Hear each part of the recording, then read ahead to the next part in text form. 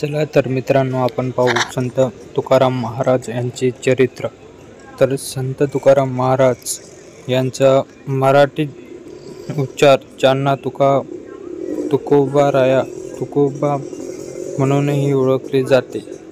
हे 17व्या शतकात महाराष्ट्रातील देहू गावातील वारकरी संप्रदायाचे हिंदू पंढरपूरच्या विठोबाचे भक्त ते त्यांच्या भक्ती काव्यासाठी प्रसिद्ध आहेत, जे महाराष्ट्रात लोकप्रिय आहेत. त्यांच्या अनेक कविता सामाजिक सुधारणेशी संबंधित आहेत आणि त्यांचे चरित्र तुकाराम महाराजांच्या पार्थिव जीवनाच्या शेवटी विष्णूचे निवासस्थान विठोबासह ओळखले जाणारे वैकुंठाला गेले असे म्हणतात. आणि नंतरची बरीच वर्ष त्यांनी भक्तिपूजा, सांप्रदायिक कीर्तन गायनासह सामूहिक प्रार्थना आणि अभंग कविता रचना घालवली. आणि तुकाराम महाराज समाज व्यवस्था आणि महाराजांच्या दृष्ट त्यांच्या कीर्तन आणि अभंगातून दर्शनास आणून दिले. त्यामुळे त्यांना समाजात आणि विरोध झाला. मायबाजी नावाचा माणसाने त्यांना खूप त्रास दिला. तो देहूमध्ये मठ चालवत होता आणि त्याचे काही अनुयायी होते. सुरुवातीला तुकाराम महाराजांनी त्यांना त्याच्या मंदिरात पूजा करायचे काम दिले, परंतु तुकारामांना गावातील लोकांमध्ये मान मिळतो हे पाहून त्यांना तुकारामांचा हेवा वाटला. त्याने एकदा तुकारामावर काठीने प्रहार केला. त्याने तुकाराम महाराजांविरुद्ध अपशब्द वापरले. नंतर मायबाजीही तुकाराम महाराजांचे प्रशासक झाले. तो त्यांचा विद्यार्थी झाला. संत तुकाराम महाराज मृत्यू 1650 मध्ये झाला असे इतिहासकांचे म्हणणे आहे. तत्वज्ञ आणि पद्धती वेदांत वारसही सप्ताह विठोबाचे म्युरल तुकाराम उजव्या हाताला बसले आहेत. तुकाराम त्यांच्या अभंगाच्या कार्यात तुकारामाचे वारंवार त्यांच्या आध्यात्मिक विकासावर प्राथमिक प्रभास पडलेल्या 4 व्यक्तींचे उल्लेख केले आहे. ते म्हणजे पूर्वीचे भक्ती संत नामदेव, ज्ञानेश्वर, कबीर आणि एकनाथ.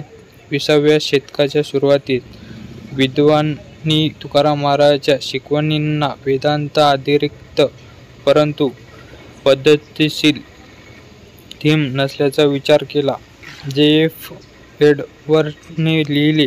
तुकाराम महाराजांच्या मनशास्त्रात त्यांचे धर्मशास्त्र किंवा त्यांच्या सिद्धांतामध्ये काही पद्धतीतील पद्धतशीर नसतात. ते दैवतवादी वेदांत आणि दैव आणि जगाविषयीचा दैवतवादी दृष्टिकोन यांच्या झोकून देतो. आता गोष्टींच्या सर्वच धर्मीय योजनेकडे झुकतो. आता एक विशिष्ट प्रोव्हिडेन्शियलकडे आणि त्यांच्याशी एकरूपता होत नाही, जे ब्रह्मांड बद्दल थोडेच म्हणतो आणि त्यांच्या मते देव त्यांच्या उपासाच्या भक्तीने स्वतः ओळखतो त्याप्रमाणे, आणि त्याची जाणीव होण्यासाठी श्रद्धा आवश्यक आहे. यांचे श्रद्धेनेच तुला देव बनवतो.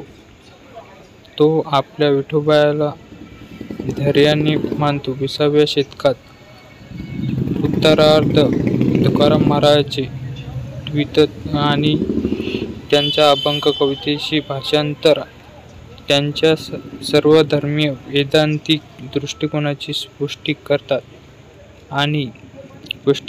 आणि त्यासमोर तुकाराम महाराजांचे अभंग 2877 जसे निंबाळाचे गुरु श्री गुरु रानडे यांनी भाषांतरित केले आहे.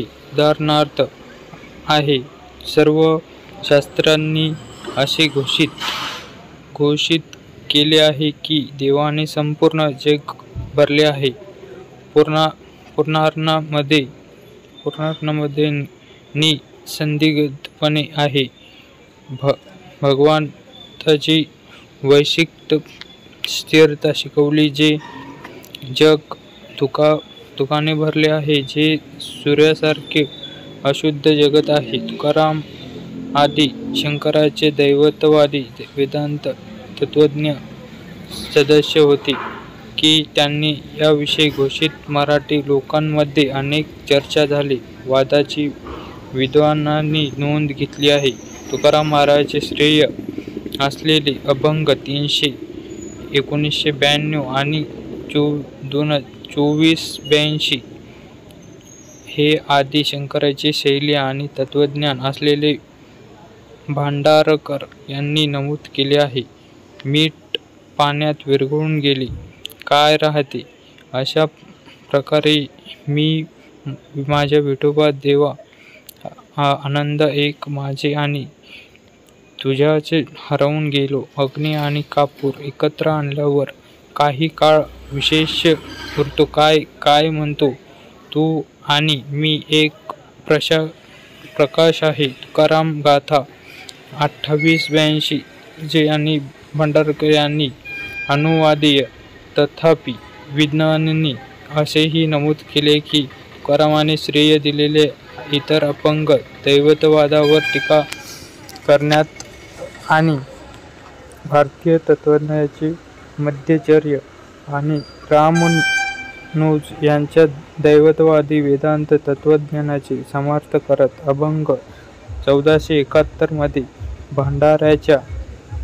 भांडारकरांच्या भाषांतरानुसार तुकाराम महाराज जे दैवतवाद श्रद्धा शिवाय आणि प्रेमाशिवाय व्यक्त केले जाते तेव्हा वर्णन करणारा एकरई त्रासलेला आणि पंडित होते, जे स्वतःला ब्रह्म म्हणून घेत आणि आपल्या नेहमीच्याच मार्गाने जात. वेदांताच्या विरोधात बोलणारा निर्लज्ज माणूस हा पुण्य पुरुषामध्ये तिरस्कार विषय आहे.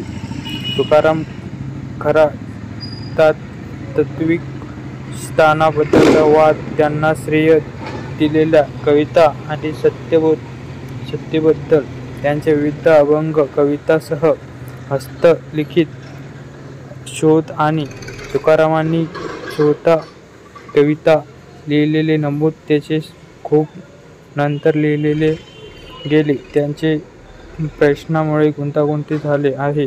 स्मृतीपासून इतर तुकारामांनी यांत्रिक संस्कार, विविध त्याग, नवस यांचा विरोध, निषेध आणि त्याऐवजी थेट भक्तीला प्रोत्साहन दिले.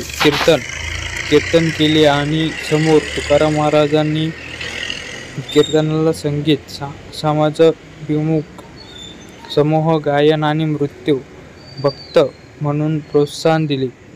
त्यांनी कित्येक कीर्तन केले. केवळ भक्ती जीवनाचे समाधान मानले नाही, इतर भक्तीचे अनेक.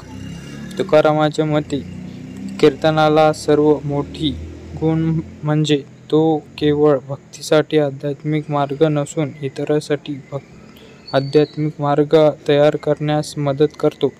तुकारामांनी लिंगभेद न करता भविष्य, शिष्य आणि भक्त स्वीकारले. त्यांच्या नामांकित भक्तांचे एक बहिणाबाई ही एक ब्राह्मण स्त्री होती. जिथे भक्तिमार्ग आणि तुकाराम यांच्या गुरु म्हणून निवडल्यानंतर त्यांच्या पतीचा रागाचा आणि अत्याचाराचा सामना केला. तुकारामांनी लिंगभेद न करता शिष्य आणि भक्त स्वीकारले आणि नामांकित भक्ती एक तुकारामांनी अशी केली आणि समोर डेव्हिड लॉर्ज यांनी वार्षिक संप्रदाय आणि संस्कृती आणि भूमिका भारतातील व्यक्त चळवळी आढळल्या. वेशभूषा आणि लिंग वितरणाचे पालन करते. शुद्ध वर्णातील तुकाराम महाराज वारकरी संप्रदाय परंपरेत संत मानल्या जाणाऱ्या 21 पैकी 9 ब्रह्मदेवतांपैकी एक, बाकीचे मध्ये 10 ब्राह्मण आणि 2 ज्याची जाती कुळे अज्ञात आहे. 21व्या पैकी 4 स्त्री संत म्हणून साजरे केले जातात, ज्यांचा जन्म 2 ब्राह्मण आणि 2 ब्राह्मणींनंतर कुटुंबात झाले आणि